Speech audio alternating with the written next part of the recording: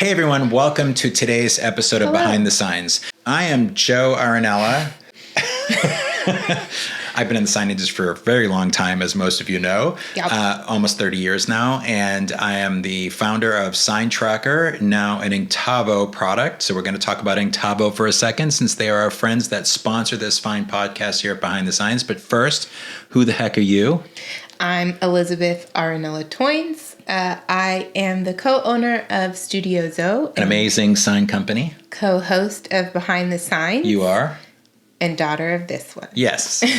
So we are a sign industry family. But anyway, we don't like to claim that, though. Yes. But before we get started on today's episode, where we're going to talk about year-end planning, tasks, things to close out your year strong. So we have some suggestions and some stories. Hopefully they're helpful to you.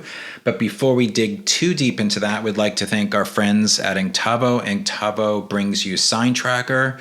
Sign Tracker, if you don't already know, is very dear to my heart, but it is an industry tool, that online software product that helps you manage your workflow, manage your files and your assets, quoting, contracts, and it all syncs with QuickBooks. It's a great way to manage your sign shop. Super affordable. So if you haven't ever checked it out, go to sign-tracker.com, and you can always shoot me an email or reach out to me through Behind the Signs if you have any questions about that. Inktovo also brings you Inksoft, so think online stores, almost like Shopify for the sign industry. I know this is going on way too long, but anyway, I love this company. They're really great. So anyway, we also want to thank our friends at Sign Builder Illustrated Magazine. If you don't already subscribe to them, you should. If for no other reason than to read our great articles once a month in our Behind the Signs column. You can subscribe to them at signshop.com, and you can read their digital version, or you can always get the paper version, which is fun. So before we dig into the important things that you need to think about at year end, let's talk about what's going on in Liz's world, in the sign world, in Liz's sign world. You just got back from a pretty cool trip. Yes, we just got back from Japan and China. We went to Tokyo Sign Show and Sign China, which is China's largest sign trade show. It was giant. Very different experiences than going Giant compared to like ISA? Giant? Oh, if you take like the trade show floor of ISA, just the trade show floor, multiply that by 3. Wow. And that's the size of Sign China. It's spread across, I think it's 4 different buildings. It's like 3 of the size of ISA trade show buildings, 3 of those, and then 1 auxiliary building that had like a VIP lounge.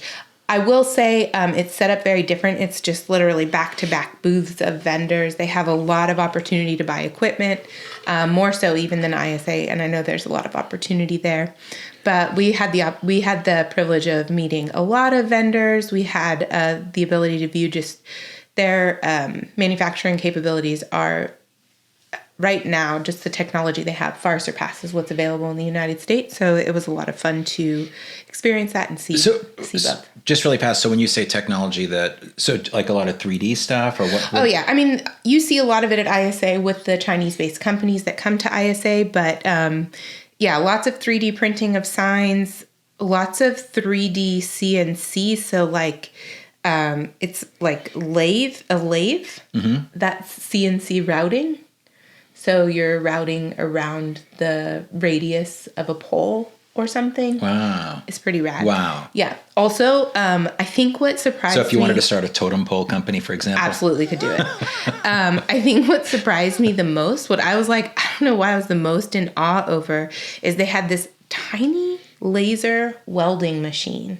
And I'm talking, these letters were this big. Wow. And they would get in the inside of these channel letters and spot weld and then connect their spot weld. So, I mean, it was clean. Someone was running the machine, but it's doing it all for, like, you're resting it against this little point, and wow. the lasers are welding. It was just, I was mesmerized by that. Very cool. Now, so you guys went to a trade show in Japan too, right? We did, yeah. Japan also had that welding machine. Japan, I would say what I was most impressed with was the variety of materials that they use in signage. Mm-hmm. They are very much experiential design in Japan. So if you've been like to Tokyo, everything you sit on is a piece of art. Like it's really cool. So they make a lot of like signs out of bench type materials, soft materials that you can like have a kid play with. Wow. It was really cool. The one thing we did notice in the Japan sign show was that they don't ship to the United States. So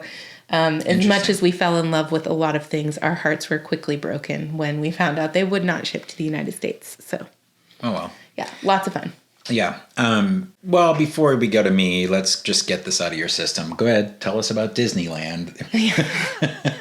I also went to lots of Disneys. If you don't know me, I love Disney. Oh, I'm wearing a Disneyland necklace. You are. Yeah, that's all the time. Anyway, big fan of Disney. And with this trip to Asia, we strategically also went to the cities that have Disney's in them. So I was able to complete my dream of going to every Disney park in the world in 1 year. Sweet. Yeah. Congratulations. Thank you. Great accomplishment. Yeah. I mean, I could die. I'm good. For me, I've been going to a lot of trade shows. So if you guys are, this podcast is probably going to come out after Charlotte's over, but I just went to Impressions last week up in Fort Worth. I only actually worked that show for a day, and then I got to visit a local sign shop up there that is using Sign Tracker. So that was really, really cool. So big shout out to a sign, and they are just a really cool little sign shop. They have a great story. Started off with just one digital printer. Now they, of course, have CNC routers, flatbed printers. They do their own in-house ADA signs or 3D printing. Oh my gosh. Sorry. ADD? No, I just did AD&D the other day. When I was saying ADA, I said AD&D. And I was like, well, bless. And ADD. Yeah. Apple doesn't fall far. No. But anyway, it was a great to hear. If you're watching this podcast, it was awesome touring your shop and just so impressed with all that you guys were accomplishing there with such a small team. So congratulations to you guys. But for next year, just on the trade show circuit, I did 10 trade shows this year. So That's too many. It's been this was a lot for sure. I'd like to talk to your boss. Next year I am doing ISA, Printing United, which is a couple of those, plus all the Graphics Pro shows. So if you guys are out on the road heading to any sign shows next year, I would personally love to meet as many of you in person as I can. So come by our booths, look for us, I'll always be in the Inktovo booth. So it'd be great to give you a hug, do a selfie, and we can post it on Behind the Signs group. So I don't go to nearly as many as him, but I'm also not as friendly as you. So people typically want to see you, but that's okay. I'm okay with that. No, you can always come and say hi to me, but I will be at ISA in Vegas. I know that for sure. Excellent. And then maybe we can do the podcast live from the ISA floor. The thing is, it would be really great if you guys came and watched us set up for a live podcast, because it took us 2 hours today to set up. So if you come to ISA and we do a live show, the first 2 days will be us trying to set up the microphones. But yeah, we should totally do that. Yeah, it'll look really professional. Anyway, yeah, I won't be at as many. I will be at ISA. I may make an appearance at TSA this year. I don't know. And then we might hit up some other international. TSA is local here in Austin this year, so that'll be really good. Maybe which is probably why we will hit it up if it's local. Yeah, we'll probably hit it up this year too. So anyway. Great. Well, with all of that, let's get to what we're supposed to be talking about today. Yeah, for sure. We are a very chatty people. We are. So anyway, but we are, we're happy to be here with all of you today. We love our community here at Behind the Signs. And of course, having run a couple of sign shops over the years, we've learned a thing or a thing or two about a thing or two. Yeah. So, hopefully some of what we talk about today is helpful to you and inspiring. Yeah. Mm-hmm. We wanted to mostly talk about thinking through your year end. So we're coming up to the last, It's November. It's November 1st. We're recording this, so we're talking about... Just let that sink in. It's November. By the time you see this, you might have 6 weeks, 7 weeks left of the year. So what can you do in these 6 weeks to set yourself up for success at the end of the year and also the beginning of next year? And also to close out this year positively, too. So I want to talk about some of the things that Liz and I have done over the years. And I think especially I'm really impressed with how you guys handle your year end. So let's dig into this. And I think we'll kind of break it down into 3 areas. First, we'll talk about closing out items that relate to just the business, and then your team. If your shop's big enough where you have some employees, some special things that you might think about doing for them, and how to kind of, measure how to do that correctly. Mm-hmm. And then lastly, just talk a few minutes about closing out the year for yourself if you're a business owner or a manager. Or even just a person that works their butt off for their sign shop. Absolutely. So, all right, so let's kick this off with, what are some things that you guys do here at Studio Zoe to close out your year? I think we'll kind of start with the fun one. That's also, very self-serving, but fun. We always do an end of year gift, and we deliver that gift to both our vendors and our partners. We call our customers partners. So if I use that word, just know I'm referring to customers. Well, you guys have such an amazing approach to, I think, relationship building when it comes to building your customer base. So I love the fact that you call your clients partners, actually. Yeah, well, it's partnership. So yeah, that's what we call them. Plus, from a customer's perspective, it makes it hard to fire a partner. Absolutely, and not just a sign. Again, a little self-serving. So end of year gifts, we do this every year. It kind of starts in October, where we start to freak out and think, oh, we should have planned this 6 months ago, but we didn't. So we come up with a theme around October. The theme will be kind of the overarching guide for what goes in the box this year. We do a gift box. We don't buy a pre-made gift box because that has no personality from us. And we prefer something to be relatively personal. I've seen your gift boxes in the past. They're pretty cool, actually. They're fun, and they're different, so they kind of stick out, which is always nice, and self-serving in the way that it's, as we deliver these, there's a couple things we get from it. One is it's a nice reminder to your partners that you exist, and it also, for the ones that get delivered in where we are located, so locally, we deliver them by hand, and it's myself and my husband, who's the other owner of the business. We deliver them personally, and we record that, so we use that for social media. Yeah, that is really good. So just really fast, if you're thinking about investing in gifts for your client partners too, let's just talk for a minute, because I've seen yours, and that's an investment. I mean, you guys have printed branded boxes. And then items inside are not cheap. I mean, you guys gave Yeti coffee cups last year, wasn't it? No, we did. Oh my gosh, I don't remember the name of the brand. The little tumbler ones with ours. Not Yeti, but it's not Yeti, but it's another one. Yeti-esque. No, don't even say that. Russell would be so mad at you. Anyway, I don't remember the name of them. I don't drink coffee, so I don't use it. But it's a little tumbler that closes, and we engraved it with "Love Money Honey," which is one of our sayings that people know. One of your Russellisms. It's one of our Zoisms, that's for sure. And that was a coffee theme, so we did a coffee. We did a blend, a Studio Zoe coffee blend that we got made and roasted for us, and then we packaged it. So did you go to like a local coffee roaster? Or did we went to a local coffee roaster and picked out a specific blend. We tasted it, a few different, and then we kind of settled on one that we liked. And did you guys create your own labels for the bags and all that? Oh yeah.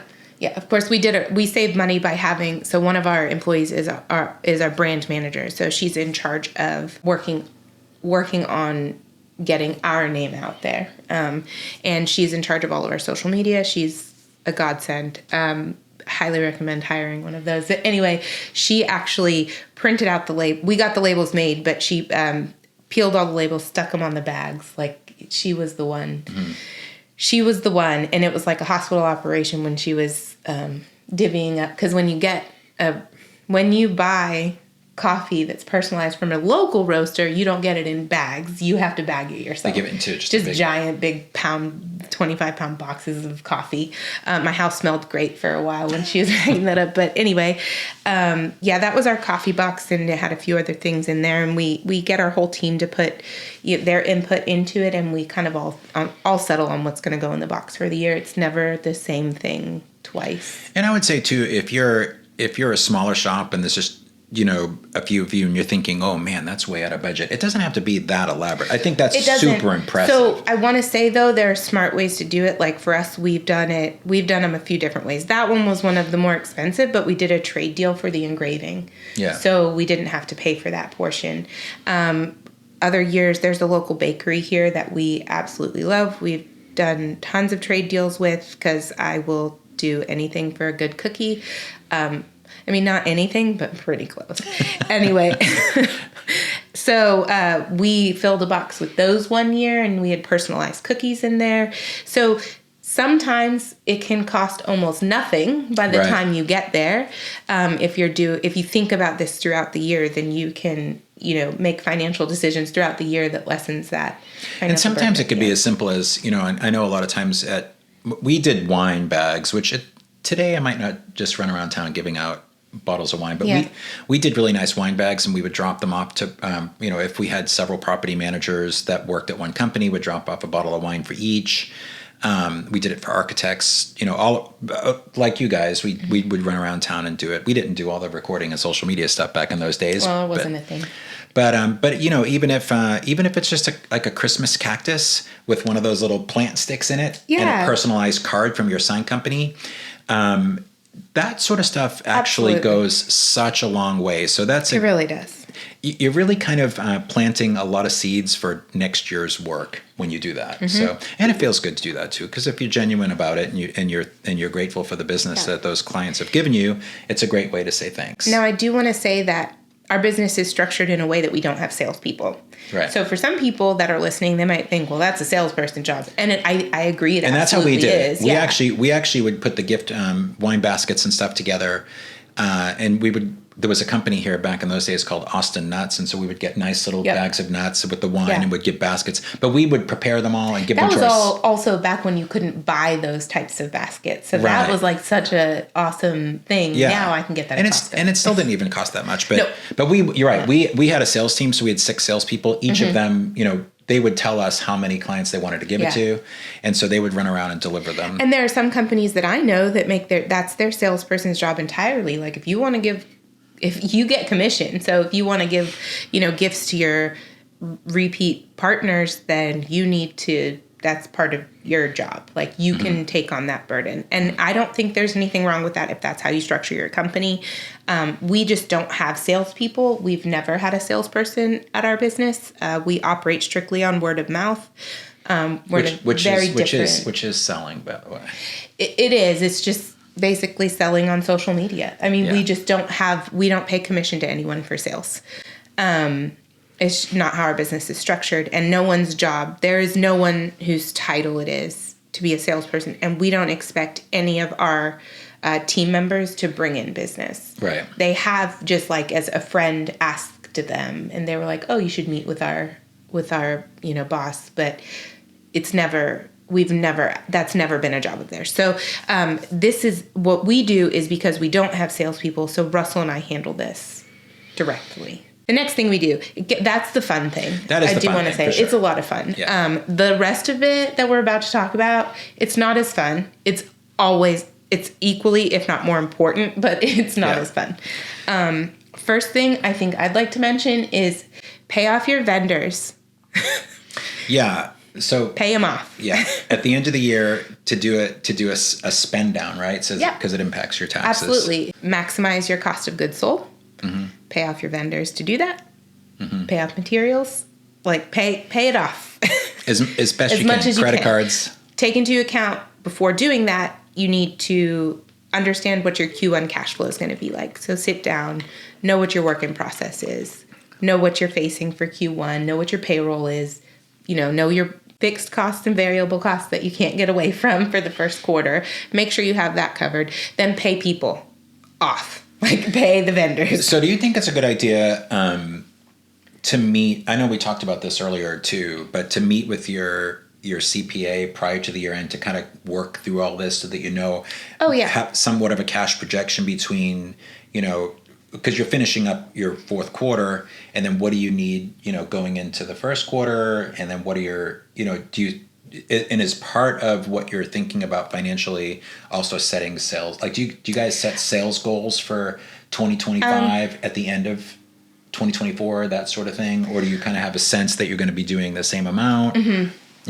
Yeah, we mainly have a sense that we're going to be doing the same amount. We have a very good idea of what our work in process looks like, what payments are going to be coming in at the beginning of the year. What's in the pipeline already for next year. Absolutely. Yeah. So we don't do a lot of sales planning at year end. I know that sounds like counterintuitive, but ours is more cash flow planning. Because once we have that, then we can start sales planning. Now, meeting with your CPA. Yes, I think that's very important. It depends on what amount the CPA, when you meet with your CPA, depends on like how much your CPA deals with your books versus your federal taxes. I'm an accountant. That's my degree. And by practice, it's what I do in our business. It's what I've done for other companies before this company. So I know accounting for small business pretty well. So our CPA really only handles year-end adjustments, like adjusting journal entries. She handles our accrual because we are on a cash basis. So she handles our cash to accrual what's the word that I'm looking for? When you do an accrual adjustment. Okay. She does our accrual adjustment every year.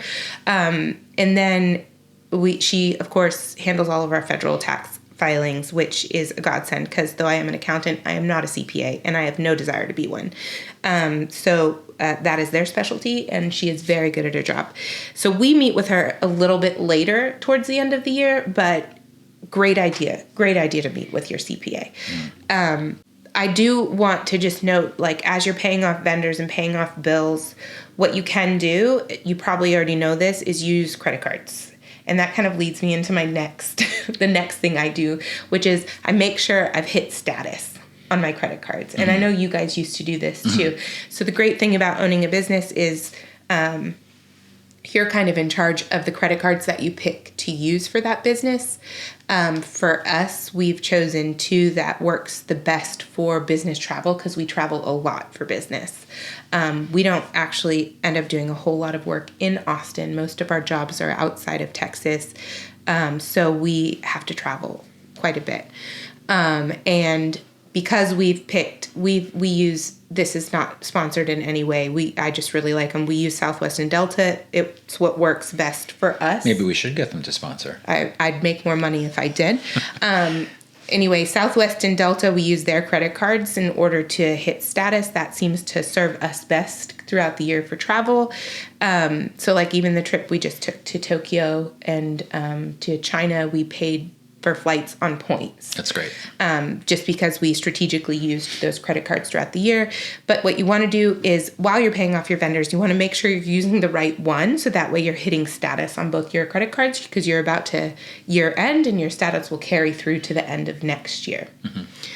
So we do that. And it also helps with cash flow. Of course, to use a credit card, you already know this. I'm preaching to the choir, but obviously, if you can use a credit card, you can float your cash flow 30 days a little bit nicer. Sometimes longer if you have to. Well, especially if your vendors are giving you a net 30. Absolutely. And then the credit card gives you 30. Absolutely. Then you're floating your cash for 60 days and getting the points. So, exactly. Yeah, we use credit cards for everything too. So we also take credit card payments. Do you? Yeah, and we have to pay a fee when we pay vendors. Because I was talking to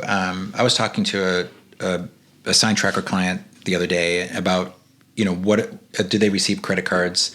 Do they receive credit card payments for bigger tickets? And they said they won't accept credit cards for anything over $10,000. Yeah. Yep. Is that where you guys are at? That's about where we're at. I mean, for us, it's also dependent on the partner, right? If we know that that's the best way for us to get paid, then we'll get paid that way. Yeah. But we always offer ACH as an option. Do you guys charge the fees, the credit card fees? We don't charge them back to the partner. You don't? No. Okay. Maybe 1 year, but not so far. Okay. We've gotten away without doing it. And then when if you're paying your vendors without paying credit card fees to them, then it's kind of a wash, really, anyway. Mm-hmm. Now, a lot of vendors do charge credit card fees. And so you do have to balance out. Like for us, sometimes it's still worth paying with credit card, not for the cash flow necessarily, but because of the travel. No matter what we're paying in credit card fees, we'd pay more for travel and we get the points that way. Yeah, that makes sense. So we use, of course, credit cards. If a vendor doesn't take a credit card, we still pay with credit card through Melio. Also not sponsored, just a good tip. If you use QuickBooks, you could use Melio. They pretty seamlessly integrate, and it's cheaper than the QuickBooks payments internal. Mm-hmm. But we're able then to pay our vendors with credit card, and we pay the fee also. Okay. But they receive it like an ACH payment. So they can't say, "Oh, we don't take credit cards." Yeah, that's a nice workaround, especially if you're trying to bank a zillion points. And we are usually. Yeah. That's another one. Also, paying off your vendors is a great way, like we said, to maximize your cost of goods sold, which just means more write-offs and less you'll have to pay to Uncle Sam in the long run. And we did do, we did have active salespeople. So for us, part of our year-end closeout was planning sales for next year. So we, with our company, we were growing $1 million additional revenue, gross revenue a year, every year for 10 years. And so that was our goal, to try to increase that every year.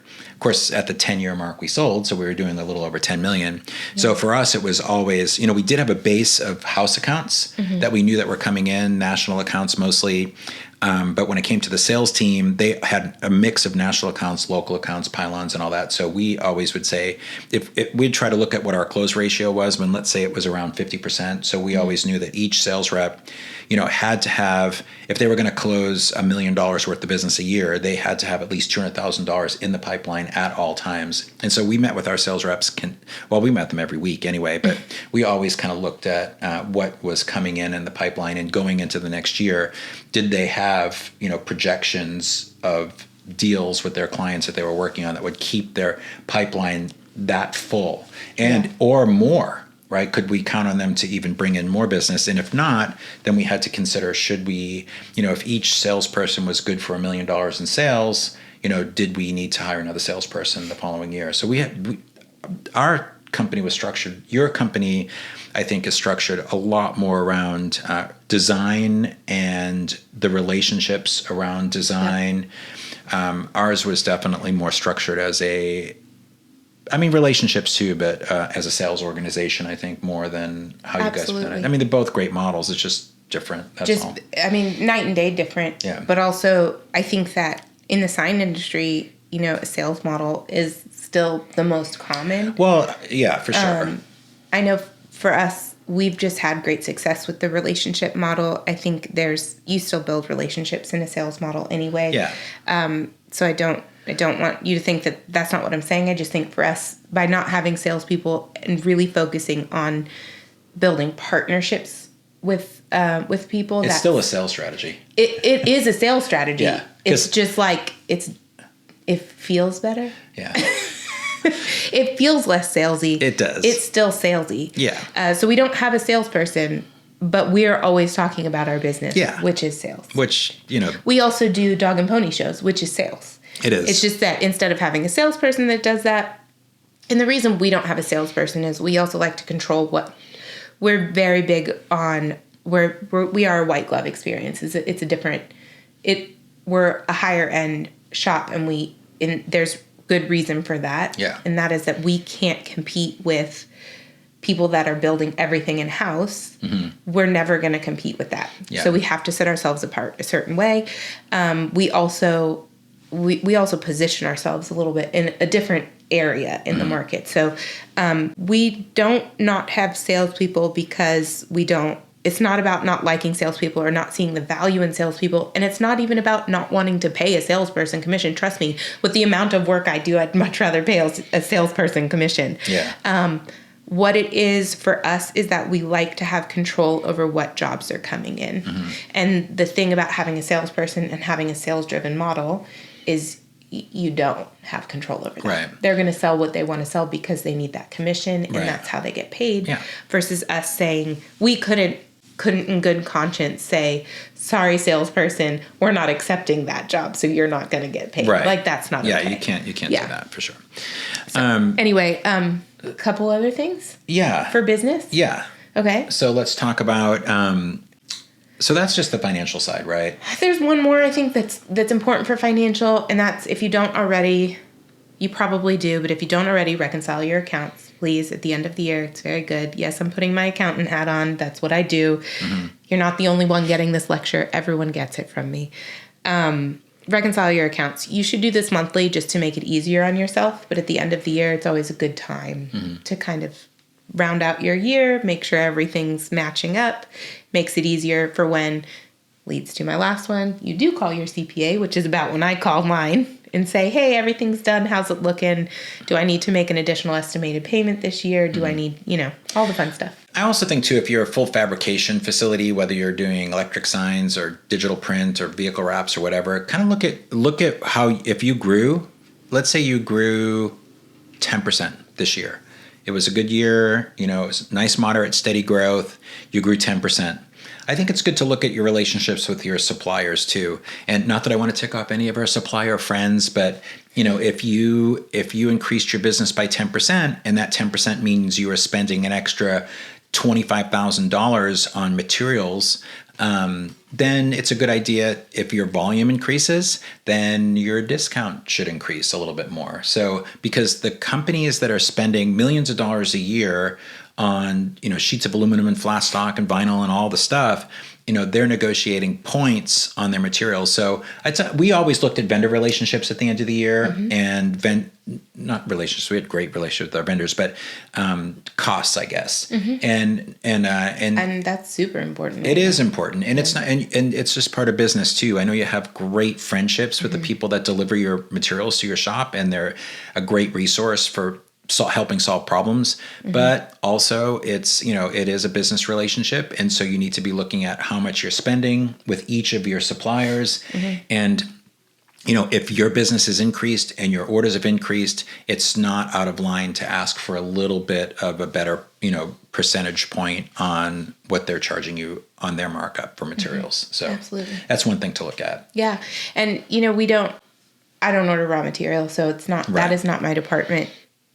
Though I grew up in that, I don't do it now because I grew up in it. I think is a better way to say it. Because I grew up in it, I don't do it now.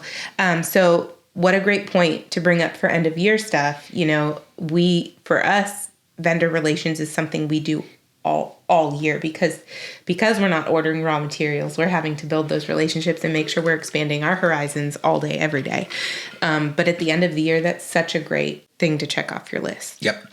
Okay, so let's talk about what are some of the things that you guys do. I know we did some crazy things at the end of the year for our team, right? So yes. What do you do for your employees at the end of the year? So I guess this is kind of twofold. So at Studio Zoe, we close for about the last 2 weeks of the year, which I know is very stressful for a lot of people.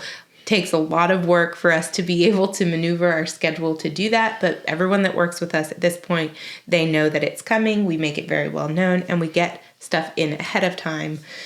So we're still meeting deadlines. However, we do close the last 2 weeks of the year, just about. So a few days of work for Christmas all the way through till after the new year. The nice thing about that is... Do you communicate that to your clients too? Absolutely. Ahead of time? Absolutely. Okay. Yeah. That'll be in our signatures for... Basically starts this month. Okay. Just so they know it's coming.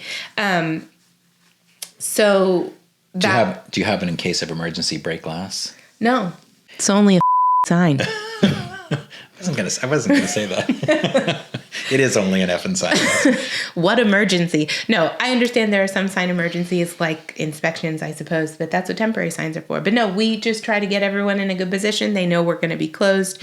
I'm not saying that I've not received a phone call during those 2 weeks, and I'm not saying that I didn't answer that phone call. But for the most part, people respect it, and we try really hard. And I will tell you what we do for our team is that if someone calls during those 2 weeks, they're calling me or Russell. They're not calling our team. They are off. And we try to really let them have that time to reset and be with their families. And then we, of course, pick that schedule every year. So we take the time during the end of the year to figure out what that holiday schedule is going to be for next year. I think this year we had 27 paid holidays. So nice. We try to plan. It takes a lot of planning. Yeah. Anyway, the other thing we do, and I think a lot of people do this, is we, of course, after going through all the business stuff, we've reviewed our Q1 forecast. We know what we need for cash flow. So then we can look at the profit of the business, and we determine, we give out bonuses to our team every year, and that bonus is based on both the profit of the business and then the performance of the employee. Yep. We did the same thing. Yeah. Yep, for bonuses. Absolutely. At our company, we did, however, hold, you'll remember when you were a kid growing up there, but we had epic Christmas parties. Many of my first drinks came from those Christmas parties. Yeah. Sadly, people still talk about those parties like they were the best. Best. We would have vendors come, everything. It was a bash. But I would say, if you got, it was always at a bar. Would always try to do a big sign every year for some bar in town, and then would do a trade and would hold a big party there. And it was open bar, Absolutely. and it was a slushy mess.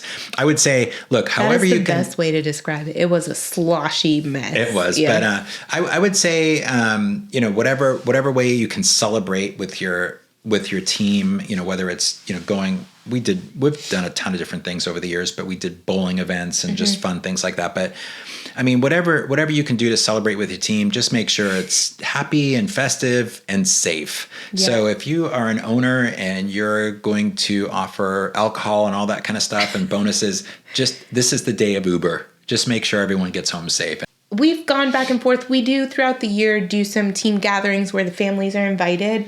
But what we do at the end of the year is before we're closed for those 2 weeks, we take a team day where our team meets us we come up with a meeting spot for stop number 1.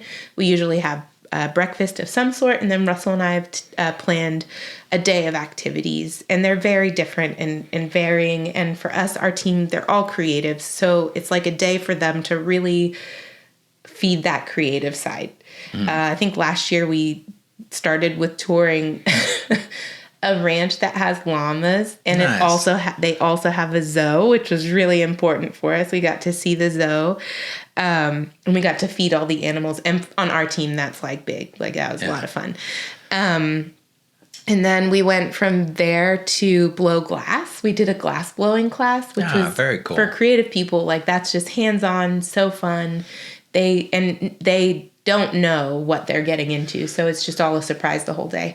And then we went to another bakery that we had done a trade deal with and got some sweet treats, and then we went to dinner at one of the restaurants we did signage for and have a big trade deal with, and we treated them to some great tapas, and they had some drinks, and I don't drink, so I drove them back.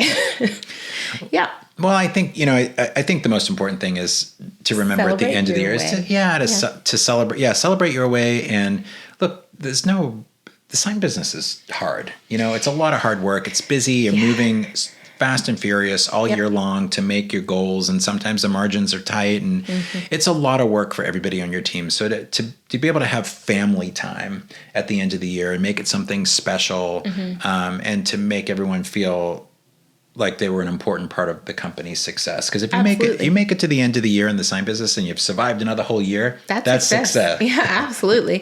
And for us, we do consider our team family. We love them dearly. And so we not only prioritize showing appreciation to them, but then we also, by giving them that time off at the end of the year, we know and respect that though we consider them family, we also want them to spend time with their family. Yeah. And really enjoy that and reset. And then, we try to do the same for ourselves. Yeah. It's important. It is. So how do you reset at the end of the year for you? Yeah. For me? Yeah. I was terrible at it when I owned my sign shop. I would just work right through the holidays most of the time. For real. I wonder where I get that from. I'm a recovering workaholic, I might add. Recovering? Well, still kind of, but no, I think it's important to remember. And it doesn't matter. Look, if you're an owner or a project manager, a designer, an installer, a fabricator, whatever your role is at your sign shop, everybody is working really hard all the time. And you're always having to be on. So I would just say, look, like Elizabeth said, it's only a blank sign. I mean, thank you, Heart and Bone sign, for my favorite sticker in the world. I mean, it's only a sign. So don't, I mean, yes, we're supposed to take it serious, but don't take it all too serious. At the end of the year, take a little bit of time, get some rest, spend time with your family, get outside, whatever part of the country you live in, whether it's in the South where it's not filled with snow or the North where it's filled with snow, just get outside and take care of yourself. Absolutely. And just take a rest, mind, body, spirit.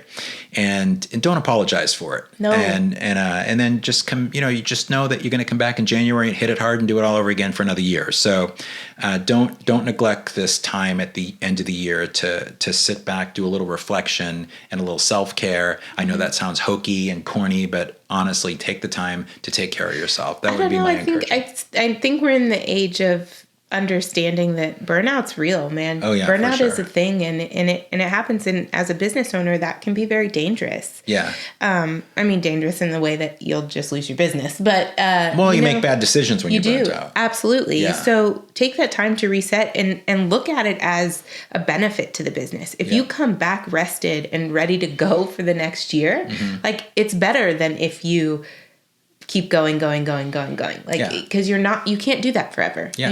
You can't. And then you're planning for next year, honestly, plan a vacation. Yeah. Take a vacation. So as you're thinking about next year, closing this year, do some of that planning around how to take care of yourself. And like, I just want to say, all of this sounds so privileged and bougie, but I know it's not really. I think what it comes down to is both of us have experience owning very different types of sign companies. Yeah. And the industry, for as long ago as you started sign tech and to today where I own Studio Zoe, like even though they were far apart in time, things in the industry haven't changed that much. No. It's still a really rough industry. Yeah. And you have to look at resetting as a benefit, and we say that from experience because I'm good. I've gotten a lot better at it. I do take time off, but I also take some of that time to reset my work life while no one's bothering me. Yeah. But I try to do that less and less every year because I need that time. Yeah. And if I don't take that time, I end up losing employees because I'm a jerk. I end up losing business because I can't stay on top of things. And then the thing is, it doesn't make you more successful. It doesn't. And at the end of it's just going to leave you with a bucket of regrets, right? It really does. And I mean, I've been on vacation with your mom where literally I was in Maine. We hiked to the top of Cadillac Mountain. And when I finally got to the top of the mountain, realized I had reception on my cell phone and I missed a client phone call and I actually called them on vacation from the top of the mountain to help them, and maybe my client thought I was a superhero, but at the end of the day, why did I do that? So I guess I tell that story in thinking about, again, self-care as planning. And if you don't take time to plan a vacation or plan, what does it mean to take Sundays off? Is your company going to fall apart? Maybe next year, if you're a weekend warrior and you work all weekends and you have to because there's so much work, maybe take this year. Wednesday off. Yeah, take Wednesday. I mean, no one told you it has to be Saturday. If weekends are better for you, fine. Take Wednesday off. That's true. I mean, maybe running around town installing signs when there's not as much traffic is less stressful. But I'm not going to tell you when to work, but I'm going to tell you shouldn't work 7 days a week. Yeah, but don't. I guess in your planning for next year, look at your calendar. If on Labor Day, what's it going to take for you to take a 4-day weekend and take a special trip with your partner? Yeah. Or whatever. But or by yourself. I mean, please. Alone time sounds great. Hey, I mean, for the first time in my life, I went on a retreat this year with a bunch of veterans. It was really, really cool. So, in any case, I guess that's a wrap. Anything else you're thinking about as far as like just year end stuff to think about? Not really. The biggest thing for year end, of course, is setting yourself up for success for the next year. Yeah. And I think that the things we've covered do that. You're reminding your clients who you are. Right? By giving them gifts. You're setting all your social media by recording you giving them gifts and taking credit for it. And that's for the end of the year. You are handling all of your financial stuff. Yeah. Plan a great bash to celebrate your team. Yeah. And do some planning for self-care for next year. Absolutely. And if you have time, take one day with the whole team before the end of the year, order some pizzas and clean up your shop. Oh, I love a clean shop. You want that. You want people to come into your shop and have a nice experience. So anything that's tucked in that corner, that old roll of vinyl or whatever, any that you haven't touched in 10 years, have a shop cleaning day. Get some pizzas and just throw a bunch of crap away. Like after I went on a few shop tours in China when we were there, and I don't think I even understood what a clean shop was until I went to one of these shops in China. And I think people could perform surgery at that shop.